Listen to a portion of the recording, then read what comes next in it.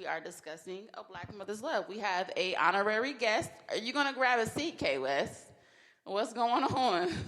I'm so confused.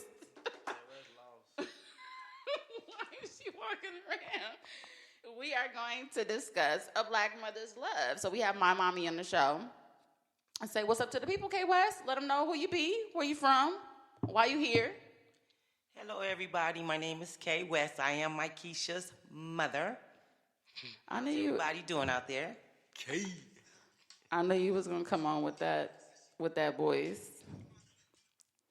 So what's up, Mom? What's wrong with my voice? he was gonna come on with that commercial voice. Okay, we need Trying the to do you, real. Kay. I'm keeping it real. We need the real KWest. I'm keeping it real. All right. There we go. Real as a pill. Well, first of all, y'all, it is an honor to have my mommy on the show, on my podcast. This woman, she's an inspiration to me, whether she knows it or not. And just simply because of your strength and your perseverance that I've witnessed throughout this life. You want to come and sit next to me? We're not on camera Thank anymore. you, Mimi. You know, we Made can it feel more comfortable. get real comfortable. You know, we're gonna be here for a minute. I don't like cameras either like that, K. Fuck them cameras all the time. Oh, damn, why you didn't say? I got you. She really is like, Why you say what's that? up with, like, you are here to do a job, KWest. KWest trying to hit the blunt. Yep, this podcast is sponsored by blunt smokers all across America who smoke a blunt every damn day. Except me. Yeti! I'm a dairy kid, okay? Check out my Instagram. I'm a dairy Stop kid. playing, because I'm going to call Clara in a minute. Clara's a fool.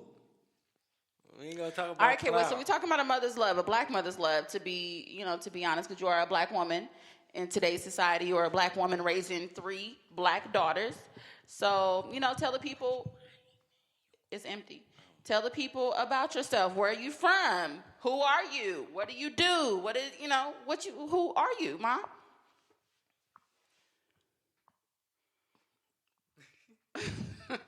Oh, no.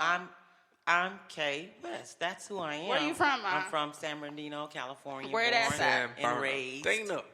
Where's that? Southern California? That is definitely Southern California.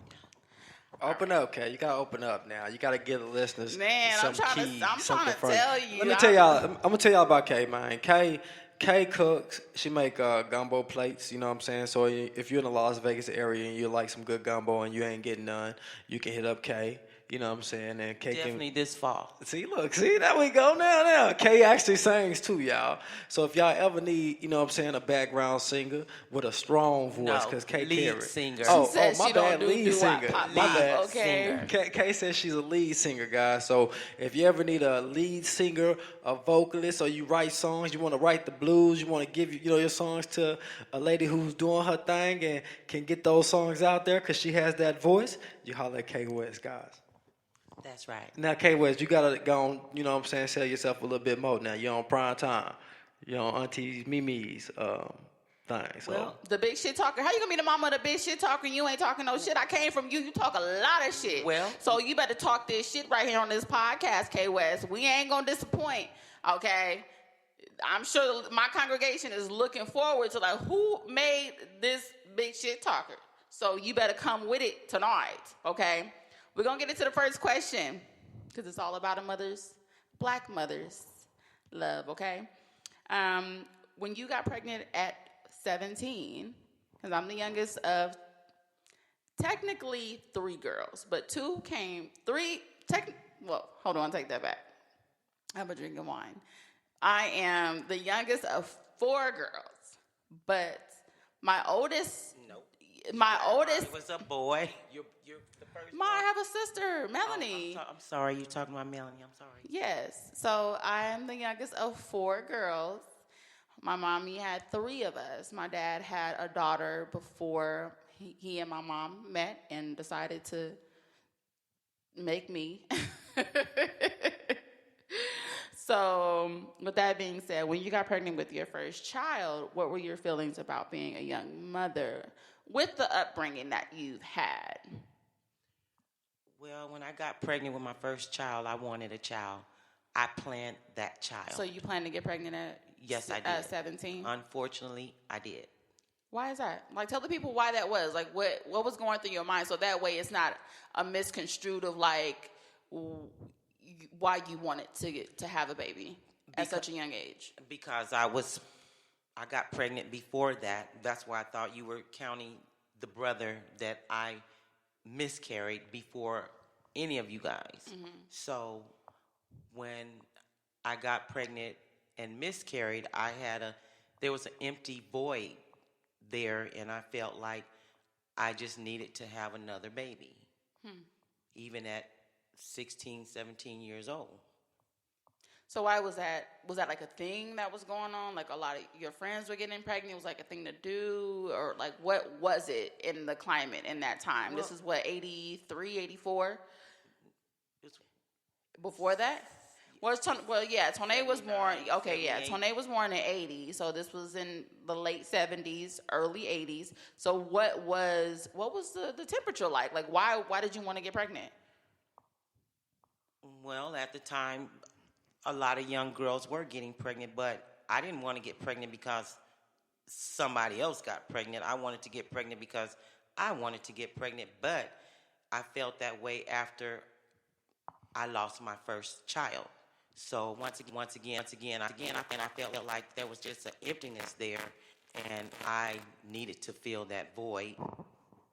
And being young and thinking that I was grown pretty much, but I was always pretty much smart. So it wasn't something that I was doing because somebody else was doing it. It was something that I did because I wanted to do that. Like I said, I felt like there was a void, and it was just an emptiness after I lost my first child. Gotcha. And that's natural, but that's like, I heard that before. That's natural. I just want to, her to share that, with us. So, what is some childhood trauma that you weren't really aware of, you weren't keyed in on until you actually like became a mom? Like, what are some things that may have triggered like, oh shit, like I didn't know I felt that way. I didn't know I was going through that. Like, what are some things that was like some childhood trauma that kind of like came up once you became a mom? It wasn't really childhood trauma, even though I do remember a lot of things when I was like 6 years old, and a lot of kids and people don't remember back that far, but I can remember being 6 and my mom and my dad being together, and there's 7 of us, and waking up in the house, and I'm the only one there. So that's what I wanted you to kind of just tell us. Like, tell the people where this all started. You are one of 7. Tell them about Adi. Like, you were, you're the kind of like the middle child, a little bit, towards the bottom. Right, and also a twin. And also a twin of 7 brothers and sisters. Like, what about, do you think that has something to do with it, that you wanted your own family? Well, it wasn't the fact that I wanted my own family. It was the fact that I wanted to fill that void when I lost my child. And I felt like the only way to fill that void was to get pregnant again. And that's when I got pregnant with Toné. Okay. So the childhood trauma, you feel like you didn't realize that until you became a mom? Like, okay, waking up in a house of 8, 9 of us, including Pawpaw and Adi, and then nobody being there. Is that some childhood trauma that that kind of awoke at when you became a mom, and maybe you realized, like, I don't want my kids to go through that. I don't want them to feel what I felt as a kid. Like, is that something that? Well, I'm not gonna say it was trauma, but I was traumatized when trauma. I woke up. Well, yeah, but at the same time, I didn't really.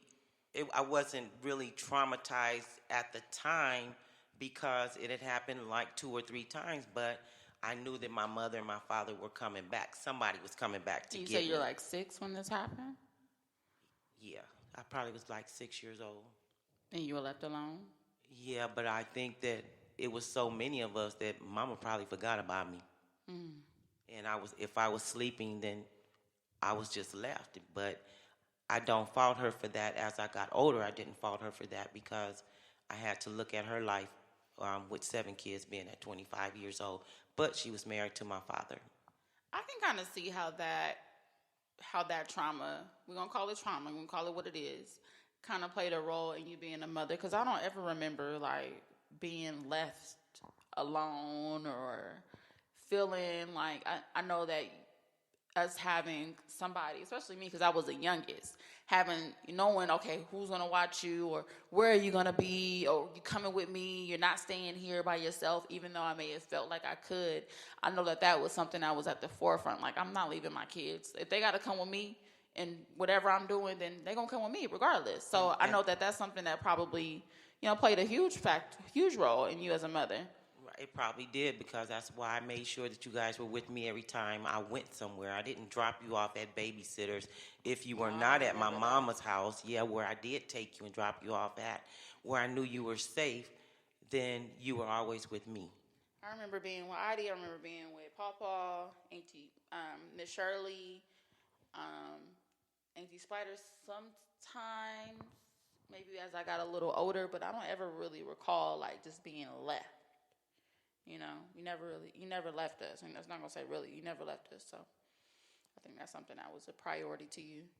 What was one of, like, your biggest fears when you were becoming a mother? So you have one child, and then you have another one, and then, okay, I have a third child. Like, what are some fears that you learned when you were a young mother? Because you were a mother of 3 by the age of 25.